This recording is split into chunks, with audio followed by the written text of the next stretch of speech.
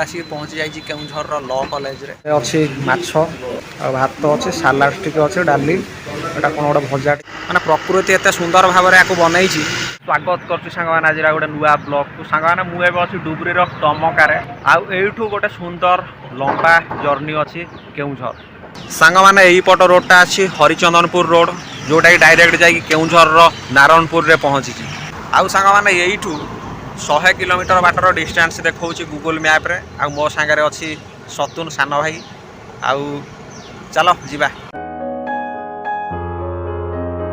ये सांग मैंने दईतारी अच्छी 8 किलोमीटर बाट हरिचंदनपुर 34 घटगाँ अच्छी 54 केन्दुझर अच्छी 76 किलोमीटर बाट यही छकरू आम डाहाण साइड जीवु सांग मैंने ये हूँ केउझर दृश्य बर्तमान आम केउझर भर को एंट्री कर सारू एपटे सुंदरिया ब्रिज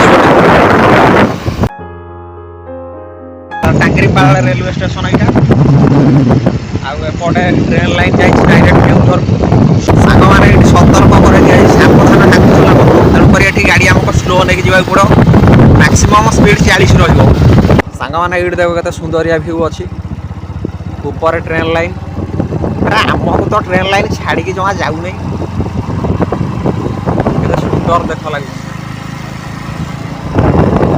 आउ सब मौसी मैंने जाऊँ गाड़ी में सांग मैंने केउझर आ रहा 55 किलोमीटर बाट 50 किलोमीटर बाट पहुँचलु गोटे बाघमुंडारे पहुँचलु एपटर भ्यू देख के सुंदर लगुच यहाँ बोध हुए हाट लग हाँ हाट छोट मार्केट एमती अच्छे आउ तुम मैंने जदि डोबरी केउझर आसुच हरिचंदनपुर रास्तार ताहले तुम ट्राफिक समस्या एत रही पूरा फांका रोड गाड़ी 70-80 स्पीड रे चलेब पूरा मजा आसो आउे हाथी फाती देखिकी स्पीड चलेब ये बर्तमान आम टिफिन करूँ आउ होटेल टी एमती अच्छी बरा गुलुगुला यहाँ कौन चप एपटे गोटे पेट्रोल पंप अच्छी आउ खाइबा केमती लगे भल लगे तो सांग मैंने केउझर एठू अच्छी 40 किलोमीटर बाट नारायणपुर 35 एपटे घटगाँ 16 एपटे हरिचंदनपुर 1 किलोमीटर बाट यहाँ हूँ छक आउ यही छकरू आमको कौ पटे बाँ कड़ को जावाक पड़ो ओडिशार विभिन्न प्रकार विचित्र ना थाए गाँ ता भर यपट एरिया गोटे गाँ थी पिटापिटी गाँर ना बड़ अजल ना आउ सांग मैंने केउझर भ्यू एंजॉय कर आउ अल्प दूर अच्छी केउझर आउ 20 किलोमीटर पाखापाखि आउ सांग मैंने आग को आहरी अजब अजब गाँ देखा मिले सेकेंड टाइम एपट रोड रे यात्रा आउट गाँ गुरा निरा बहुत सुंदर लगे पेट भरी जाए देखिले गाँ लोक मान देखिले आहरी खुशी लगे पहाड़ पर्वत घेरा केउझर भारी धनी एरिया जानते ना सतु केउझर भारी धनी एरिया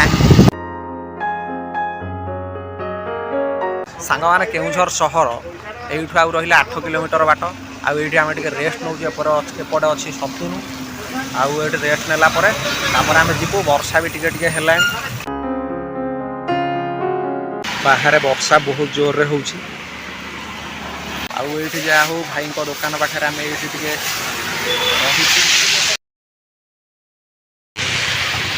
चा ग्लास को स्वागत कर सहर सांग मैंने मुझे आसिक पहुँची जाइए केउझर ल कॉलेज रे एपटे मो पछ कड़ को देख प्रभास मजरी ल कॉलेज केउझर आउ फ्रंट रे एमतीका भ्यू अच्छी स्मार्ट बाजार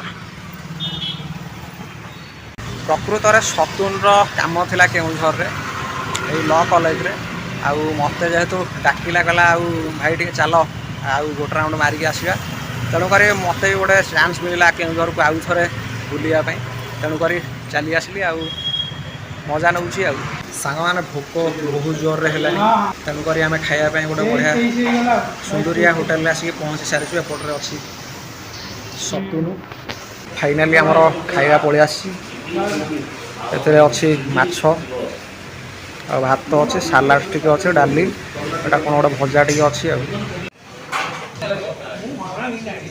ସାଙ୍ଗମାନେ ଖାଇବା ଅତି ସୁନ୍ଦର ଥିଲା। ଏପଟେ ଦେଖିପାରୁଥିବେ ଏଇଠି ଅଛି ହୋଟେଲ। ଆଉ ହୋଟେଲଟିର ନାଁ ମୁଁ କହିଦେଉଛି ହୋଟେଲ ସ୍ୱୟଂ। ଏଠି ସବୁ ଓକିଲମାନେ ଖାଆନ୍ତି। ଆଉ ତେଣୁକରି ଅତି ସୁନ୍ଦର ହୋଟେଲଟି ମଧ୍ୟ ଥିଲା, ପରିଷ୍କାର ପରିଚ୍ଛନ୍ନ। ଆଉ ସାଙ୍ଗମାନେ ଏପଟେ ଡିଷ୍ଟ୍ରିକ୍ଟ କୋର୍ଟ ଅଛି। ଆଉ ମୁଁ ଏବେ ସେଇ କୋର୍ଟର ପଛ ଗେଟ୍ ପଟେ ଅଛି। ଆଉ ଖାଇସାରିଲା ପରେ ଏବେ ପୁରା ନିଦ ଲାଗୁଛି, କିନ୍ତୁ କ'ଣ କରାଯିବ, ମୋତେ ଏବେ 111 କିଲୋମିଟର ବାଟ ପୁଣି ରିଟର୍ଣ୍ଣ କରିବାକୁ ପଡ଼ିବ। ସାଙ୍ଗମାନେ ଆଗରେ ସେଇ ଗେଟ୍ ଅଛି। ଘଟଗାଁ ଏଇଠୁ 40 କିଲୋମିଟର ବାଟ, ଯାଜପୁର ରୋଡ଼ ସିଧା ଗଲେ 115, ଭଦ୍ରକ 120।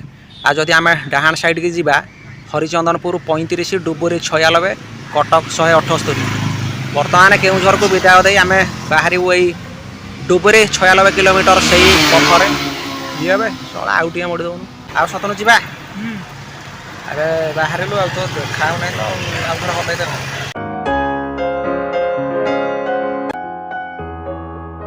ସାଙ୍ଗମାନେ କେଉଁଝରରୁ ଫେରିଲା ବେଳେ ବାଟରେ ଏକ ସୁନ୍ଦର ଦୃଶ୍ୟ ଦେଖିଲୁ, ତମମାନଙ୍କୁ ଦେଖାଉଛି ରୁହ।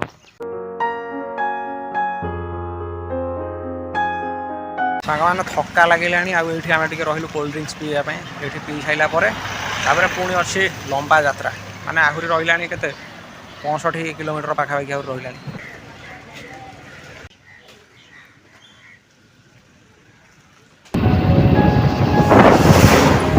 ସାଙ୍ଗମାନେ ଆମେ ଆସିକି ଡୁବୁରିର ପାଖାପାଖି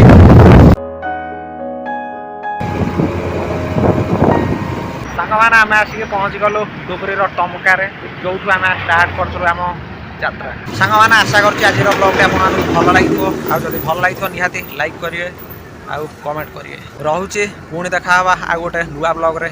ବାଏ।